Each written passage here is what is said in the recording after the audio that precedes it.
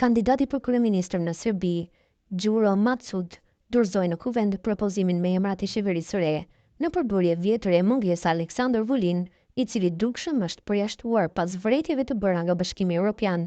Në mesin e emrave të propozuar është edhe Temo Berisha, një shqiptar që vetëm emrin e ka të tillë. Ai pritet që të mbajt postin e ministrit për të drejtat e njerëzit, minoritetet dhe për dialogun social.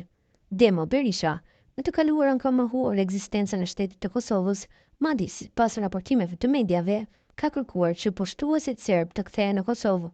Ai thotë se ka lindur në Pej dhe se tani jeton në Vojvodin, megjithatë ai referohet Serbisë si atdeu i tij.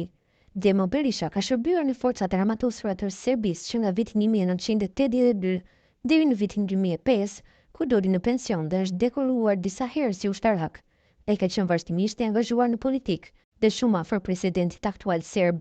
Madje është dhe antar i komitetit nismëtar për themelimin e lëvizjes për popullin dhe shtetin, që konsiderohet si partia e re e Aleksandar Vučić. Për vite me radhë, e ka quajtur Kosovën si Kosova dhe Metohia dhe pretendon se nuk është shqiptari vetëm në Serbi që mendon kështu. Për këtë arsye thotë se ka krijuar në 2014 organizatën jo qeveritare në Serbi me emërtimin Ambëza e Shqiptarëve në Serbi. Sipas një artikulli në median Telegrafi, Temo Berisha ka publikuar një revistë dhe ballinën ja kishte kushtuar 100 vjetorit të kalimit të ushtrisë serbe përgjatë Shqipërisë, i ka thurur lavde Esat Pashtoptanit për përkrahjen që u ka bërë serbëve. Kjo duket se është edhe lidhja e tij në ideologji me Aleksandar Vulin, i cili në Francë bëri omazhet e varrit Esat Pashtoptanit, duke i quajtur një hero të Serbisë. Gazetari i medias gjermane Deutsche Welle Bahri Cani ka bërë një përshkrim në lidhje me atë se çfarë pritet të ndodhë gjatë kësaj jave në Kosovë. Cani përmes një postimi në Facebook u shpreh se vendin tonë presin disa ngjarje shumë të rëndësishme. Ai këtë e ndërlidhi me seancën konstitutive dhe formimin e qeverisë së re për cilë bota sot. Në vijim postimi i tij plot, çfarë pritet këtë javë në Kosovë? Kosovën e presin këtë ditë disa ngjarje shumë të rëndësishme.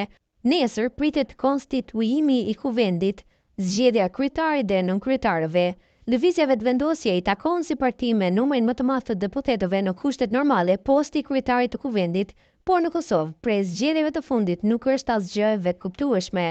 Nuk dihet akoma nëse lëvizja vetëvendosje ka siguruar votat e mjaftueshme dhe me kë, pas zgjedhjes së kryetarit apo kryetares, duhet të fillojnë procedurat për krijimin e qeverisë së re. Por as këtu nuk dihet se kush do të jetë në qeveri.